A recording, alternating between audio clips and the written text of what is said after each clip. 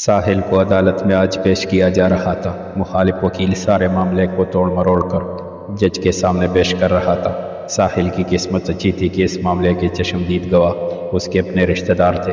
جج صاحب نے اگلی پیش کی تاریخ دیکھ کر آج کی کارروائی ختم کر دی، جس میں ساحل کے گواہان نے حاضر ہونا تھا۔ وکیل نے انظر صاحب کو کافی آس دلائی تھی کہ فیصلہ ان کے حق میں ہی ہوگا۔ عدالت کے باہر جب اسے ہتھکڑیوں میں لایا گیا تو رقیہ بیگم کا ضبط ٹوٹ گیا اور وہ اپنے دوپٹے میں منہ چھپا کے رونے لگی۔ انظر صاحب اور سجیل انہیں سنبھالنے لگے۔ ساحل نے ماں کو روتا دیکھا تو ان کی طرف بڑھنا چاہا، لیکن پولیس والوں نے اس کی ہتھکڑی کھینچ کر اسے ایسا کرنے سے باز رکھا۔ وہ دل محسوس کر رہ گیا۔ لمحوں کی خطا کی سزا نہ جانے کتنی طویل ہونے والی تھی، کوئی نہیں جانتا تھا۔ سورج کی روشنی کڑکی کے ہلتے ہوئے پردے سے چن چن کر اندر کمرے میں آ رہی تھی۔ ماہم نے منہ پہ پڑنے والی روشنی سے بچنے کے لیے آنکھوں پہ ہاتھ رکھا اور پھر ایک دم ہڑبڑا کے اٹھ بیٹھی۔ چاروں طرف سے اس نے دیکھا اور پھر اسے گزرے کل کے سارے واقعات ایک ایک کر کے یاد آنے لگے اور اس نے تیزی سے باہر کی طرف دوڑ لگائی۔ کیا ہوا بڑی بیوی؟ اسے دیوانہ وار بھاگتے ہوئے دیکھ کر بولی۔ وہ ان کی آواز سن کر رک گئی اور ان کی طرف بڑھی۔ کچھ نہیں ہوا، سب ٹھیک ہے، وہ اسے تسلی دیتے ہوئے بولی۔ ماہم بولی ہوئی سانس کو ہموار کرتے ہوئے ان کے پاس آ بیٹھی۔ کیا ہوا؟ کیوں گھبرائی ہوئی ہو؟ انہوں نے پوچھا۔ او جاوید، وہ ہراساں نظروں سے ادھر ادھر دیکھتے ہوئے بولی۔ نہیں ہے کوئی، یہاں پریشان نہ ہو، وہ اسے تسلی دیتے ہوئے بولی۔ ماہم کے حواس اب آہستہ آہستہ اپنی جگہ پہ آتے جا رہے تھے اور وہ پرسکون بھی دکھائی دے رہی تھی۔ اب آپ مجھے بتائیے جو بات کل ادھوری رہ گئی تھی۔ وہ سوالیہ نظروں سے انہیں دیکھ رہی تھی۔ انہوں نے ایک گہری سانس بھری اور ان کی نظریں خلا میں گم سی ہو گئی، جیسے وہ بات شروع کرنے کے لیے کوئی سرا تلاش کر رہی ہو۔ آج صبح سے ہی گھر میں افراتفری پھیلی ہوئی تھی۔ ان سب کو ہی عدالت جانا تھا۔ آج ساحل کی پیشی تھی، جس میں اس کی طرف کے گواہان نے گواہی دینی تھی، جس کے بعد وہ ساحل کی رہائی کے لیے بہت پر یقین تھے۔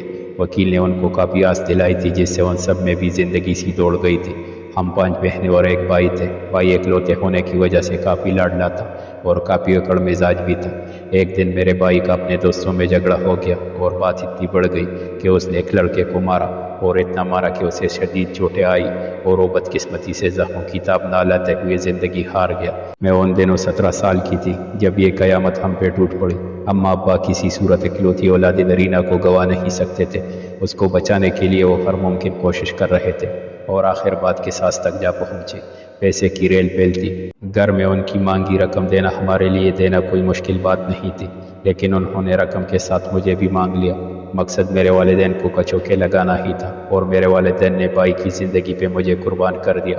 ماہم توڑی کے نیچے ہاتھ رکھے محویت سے ان کو سن رہی تھی۔ تمہاری طرح میں نے بھی ہر طرح کی ہزیمت صبر سے سہی، اور بیٹی مظلوم کا صبر تو بیٹی عرش ہلا دیتا ہے۔ وہ ٹنڈی آہ بھر کر بولی۔ کئی سال جانوروں سے بدتر سلوک سہا اور اچانک اس خاندان میں پراسرار سی بیماری سرایت کر گئی اور وہ ایک ایک کر کے اذیت ناک موت مرنے لگے۔ ان کے 4 جوان کڑیل بیٹے اس بیماری کے ہاتھوں لقمہ اجل بن گئے، جس میں ایک جاوید کا باپ بھی تھا، یعنی آپ کے شوہر۔ ماہم نے پوچھا۔ بیٹا وہ صرف نام کا ہی شوہر تھا جس نے زمانے بھر کا ستم مجھ پہ توڑ رکھا تھا، وہ آنسو صاف کرتے ہوئے بولی۔ انہوں نے کوئی ڈاکٹر اور حکیم نہ چھوڑا اور آخر پیر فقیروں تک جا پہنچے۔ ایک مجذوب نے ان کو ایک مزار پہ روک لیا اور ایسی بات کہی کہ میرے برے دن ٹل گئے۔ کیا کہا اس نے بے تابی سے پوچھا۔ یہاں کیا لینے آئے ہو؟ کچھ نہیں ملے گا، نہ رحم نہ کرم، یہ کہہ کر وہ حال میں آ گیا اور مزار سے بھاگ نکلا۔ وہ اس کے پیچھے در در پھرے۔ آخر کار ایک دن وہ ان کے اپنے گھر کے دروازے پہ آیا اور بولا، مظلوم کی آہ پیچھا کر رہی ہے تمہارے، اس سے زیادہ تم لوگوں کی مدد کی اجازت نہیں۔ اتنا کہہ کر چلا گیا اور کبھی نہ ملا ان کو۔ ماہم محبود بیٹی ان کی داستان سن رہی تھی۔ بس اللہ ہی مشکلات سے نکالنے والا ہے۔ ان لوگوں کو اپنے کیے گئے مظالم کا اندازہ ہو گیا اور اپنی جان بچانے کے لیے مجھے یہ حویلی اور کچھ بیگھے زمین دے کر انہوں نے خود کو بچا لیا۔ اتنا کہہ کر وہ خاموش ہو گئی۔ ماہم نے نم آنکھوں سے مسکراتے ہوئے ان کے قریب آ کر ان کی گود میں سر رکھ دیا۔ مقدمے کی کارروائی شروع ہو چکی تھی۔ ساحل کو کٹہرے میں کڑا دیکھ کر ان سب کو ہی تکلیف ہو رہی تھی۔ ساحل کے ماموں بھی گواہان میں شامل تھے اور اپنے نام کے پکارے جانے کے منتظر تھے کہ ان کا موبائل ترترایا۔ ایک انجان نمبر سے ان کو ایک ویڈیو موصول ہوئی، جسے دیکھ کر ان کے ماتھے پہ پسینے کی بوندیں چمکنے لگی۔ جب ان کا نام پکارا گیا تو ان کی چال میں واضح لڑکڑاہٹ محسوس ہو رہی تھی۔ پہلے ان سے قرآن پہ ہاتھ رکھوا کر سچ بولنے کا حلف لیا گیا۔ جی، آپ نے اپنے بیان میں کہا ہے کہ آپ کے سامنے ساحل نے ہوائی فائر کیا تھا۔ ان سے سوال کیا گیا، نہیں، ساحل نے سامنے نشانہ لے کر فائر کیا تھا۔ وہ نظریں جھکا کے بولے۔ ساحل سمیت سب حیرت سے ان کی طرف دیکھنے لگے۔ عدالت میں سب لوگ ہی ساحل کے ماموں کا بیان سن کر بونچکا کر رہ گئے تھے۔ وہ یقینی طور پر اپنا بیان بدل چکے تھے اور اب وہ سر جھکائے ہوئے کھڑے تھے اور ان کے شانے بھی ڈل کے ہوئے نظر آتے تھے۔ انہوں نے جب نظر اٹھا کے دیکھا تو ان کی نظروں میں بے بسی صاف نظر آئی۔ کچھ ایسا تھا جسے وہ چھپائے ہوئے تھے۔ عدالت نے ان کا بیان سننے کے بعد مقدمے کی کارروائی کو اگلی پیشی تک مؤخر کر دیا۔ باہر نکلتے ہی ان کو سب نے گھیر لیا، لیکن وہ کسی کی بات کا بھی جواب نہیں دے رہے تھے۔ بس صرف انہوں نے موبائل پہ ایک ویڈیو لگا کے موبائل سجیل کے حوالے کر دیا۔ ماموں، آپ کو یہ ویڈیو عدالت میں دکھانی چاہیے تھی، آپ کو بیان نہیں بدلنا چاہیے تھا، سجیل نے ویڈیو دیکھنے کے بعد کہا۔ کوئی بھی باپ اپنے بچے کی قربانی نہیں دے سکتا اور بیٹا میں بھی نہیں دے سکا، وہ یہ کہہ کر آگے بڑھ گئے۔ کوئی مجھے بھی بتائے گا آخر تھا کیا اس ویڈیو میں؟ رقیہ بیگم پیچھے سے آتے ہوئے بنائے ہوئے لہجے میں بولی۔ ماموں کا چھوٹا بیٹا ملکوں کے پاس ہے، سجیل نے انہیں حقیقت حال سے آگاہ کیا۔ اوہ اچھا، جبھی وہ سچ نہ بول پایا، وہ تعصب سے بولی۔ تم لوگ چلو، میں وکیل سے مل کے آتا ہوں۔ انظر صاحب خود کو گھسیٹتے ہوئے آگے بڑھ گئے۔ زندگی ان سب کے لیے اپنی جگہ بوجھ بنی ہوئی تھی اور وہ آس کا دامن تھامے اچھے وقت کے منتظر تھے، اور کوئی معجزہ ہی ان سب کو اس گرداب سے نکال سکتا تھا۔ ماہم اور شہریار کو جاوید کی اماں نے خوب تحفے تحائف دے کر وہاں سے رخصت کیا۔ شہریار بار بار جاوید کے بارے میں پوچھ رہا تھا، کیونکہ وہ گزری رات کے روح برسا معاملات سے بے خبر تھا۔ بعض اوقات بے خبری بھی ایک نعمت کی طرح ہوتی ہے، چہروں سے ہٹتے پردے حقیقتاً بڑی تکلیف دے جاتے ہیں۔ اب ان تینوں کا رخ شہریار کی خالہ کے گاؤں کی طرف تھا، ایک ایسے راستے پہ وہ گامزن تھے جو نہ جانے منزل تھی بھی یا نہیں۔ ماہم کا دل مسلسل انجانے خدشوں کی زد میں تھا اور دماغ نہ جانے کون کون سی نہج پہ جا کے سوچ رہا تھا۔ کیوں نہ ہم شہریار کی خالہ کی بجائے میرے گھر چلے؟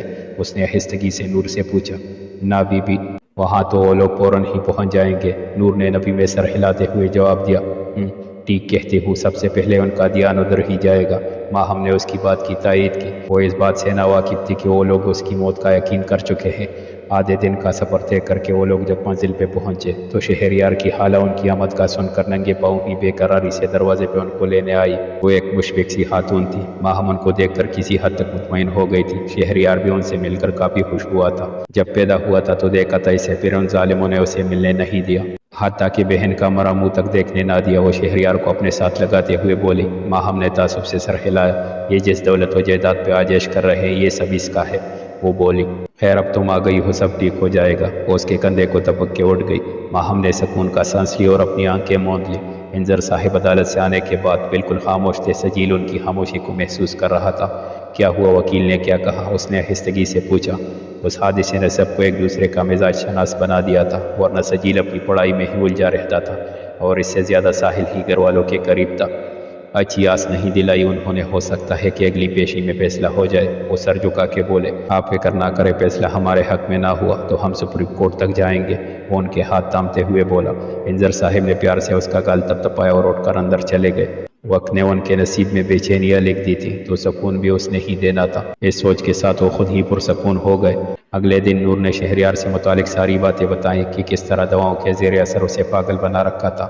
میں اسے بڑے بڑے ڈاکٹروں کو دکھاؤں گی، انشاءاللہ سب ٹھیک ہو جائے گا۔ امید کی چمک ان کی آنکھوں کو روشن کر رہی تھی۔ اللہ نے شاید اسی لیے میری گود خالی رکھی کہ میرے پاس اس نے آنا تھا، وہ نم آنکھوں سے مسکراتے ہوئے کہہ رہی تھی۔ ماہم بھی اچھے دنوں کی امید لیے کافی مطمئن تھی۔ آج عدالت میں پیشی تھی اور اندر کی خبر یہ تھی کہ آج ہی فیصلہ سنا دیا جائے گا۔ سب کے ہی دل بہت تیزی سے دھڑک رہے تھے، نہ جانے وقت کی گھڑی میں ان کے لیے کیا پوشیدہ تھا۔ سب لوگ دم سادے عدالتی کارروائی دیکھ رہے تھے۔ جج صاحب نے سارے شواہد کا سرنو جائزہ لیا۔ عدالت تمام شواہد اور بیانات کی روشنی میں اس نتیجے پہ پہنچی ہے کہ ملزم ساحل نے سوچ سمجھے منصوبے کے مطابق گولیاں چلائیں، جس کے نتیجے میں ایک جان کا ضیاع ہوا۔ لہٰذا عدالت ملزم ساحل کو دفعہ نمبر 302 کے تخت پھانسی کی سزا سناتی ہے۔ یہ کہہ کر قلم توڑ دیا گیا۔ سب لوگ سکتے کی کیفیت میں تھے۔ قلم کے ساتھ ان سب کی امید کی ڈور بھی ٹوٹ گئی۔ انظر صاحب اور رقیہ بیگم دونوں ہی اپنی اپنی کرسیوں پر ڈھسے گئے۔ ان کے جسموں نے جیسے وہاں سے اٹھنے سے انکار کر دیا تھا۔ سجیل ہی دونوں کو سنبھال رہا تھا۔ یہ فیصلہ سننے کے بعد اس کے بھی اعصاب جواب دے رہے تھے، لیکن بہرحال اس وقت اس کو ہی ان دونوں کو سنبھالنا تھا۔ ساحل کی تو حالت اس فیصلے کے سننے کے بعد نہایت غیر ہو گئی تھی۔ ایک طرف اس کی اپنی زندگی مکمل طور پر تاریک ہو گئی تھی تو دوسری طرف والدین کی یہ حالت دیکھ کر وہ اسحد پریشان تھا۔ وقت بے رحم نے ان کو چاروں طرف سے جکڑ رکھا تھا۔ شادی کے بعد سے ماہم کی زندگی میں اب کچھ سکون کے پل میسر آئے تھے۔ شہریار کی خالہ کے گھر میں اسے عزت اور محبت دونوں دی جا رہی تھی جنہیں وہ حالات کی ستم ضریبی کے باعث کھو ہی چکی تھی۔ بس اس کا دل گھر والوں کی طرف سے نہایت پریشان رہتا تھا لیکن رابطے کی کوئی صورت نہیں تھی۔ کیا بات ہے بی بی جی، اب تو اللہ سونے نے سب ٹھیک کر دیا ہے، پھر کیوں پریشان ہے آپ؟ نور نے اس کے چہرے کو بغور دیکھتے ہوئے پوچھا۔ کچھ نہیں نور، بس گھر والوں کی طرف دل لگا رہتا ہے، اس نے اداسی سے جواب دیا۔ تو اس میں اداس ہونے والی کون سی بات ہے، تسی فون کر لو ادھر، اس نے جیسے آسان سا حل بتایا۔ اور ان کے فون کی اگر نگرانی ہو رہی ہوئی تو پھر؟ اس نے جواب کے بجائے سوال پوچھا۔ یہ تو سوچا ہی نہیں میں نے، اس نے گہری سانس لیتے ہوئے کہا۔ بی بی جی، آپ کو اپنی کسی دوست کا نمبر یاد نہیں یا آس پڑوس میں سے کسی کا؟ اس نے ایک اور تجویز دی۔ ہاں، یہ تو سوچا نہیں تھا میں نے، وہ جوش سے بولی۔ چلے میں خالہ جی سے پوچھ کے فون یہاں لے آتی ہوں، آپ بات کر لو، یہ کہہ کر وہ کمرے سے باہر چلی گئی۔ نور کمرے میں ٹہلنے لگی اور حیجان سے اس کی عجیب سی حالت ہونے لگی۔ تھوڑی دیر میں نور فون کا سیٹ اٹھائے 7 تار کو سلجھاتی اس کے پاس آ گئی۔ ریسیور کو تامتے ہوئے نور کے ہاتھ کانپ رہے تھے۔ وہ اپنے پڑوسیوں کا نمبر ملا رہی تھی مگر آخری ہندسہ اسے کسی طور یاد نہیں آ رہا تھا۔ اس نے ذہن پہ کافی زور دیا لیکن اسے آخری ہندسہ صحیح طرح یاد نہیں آ رہا تھا۔ آخر کار ہار مانتے ہوئے اس نے واپس ریسیور کریڈل پہ رکھ دیا۔ نور اس کی ہر حرکت دیکھ رہی تھی۔ اب کیا ہوا؟ فون کیوں نہیں ملا رہی؟ اس نے پریشانی سے پوچھا۔ وہ آخری ہندسہ نہیں یاد آ رہا، مجھ سے یہ نمبر کبھی صحیح طرح سے یاد نہیں ہوتے، وہ شرمندگی سے بولی۔ اچھا، نور بھی 2 لفظ کہہ کر خاموش ہو گئی۔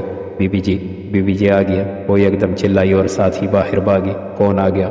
ماہم نے اس کے چیخنے سے دل پہ ہاتھ رکھ لیا۔ نور پوری طور پہ کاغذ اور قلم لیے اندر آئی۔ یہ لے بی بی، اس نے دونوں چیزیں اس کی طرف بڑھائی۔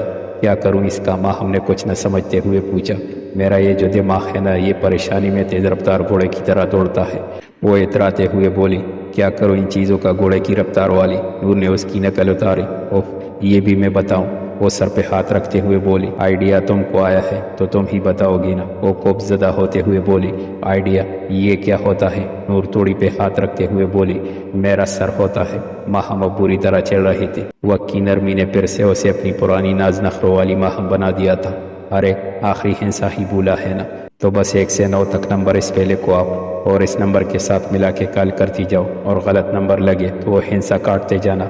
نور نے واقعی سادہ اور آسان طریقہ بتایا جو کہ عقل مندی سے بھرا تھا۔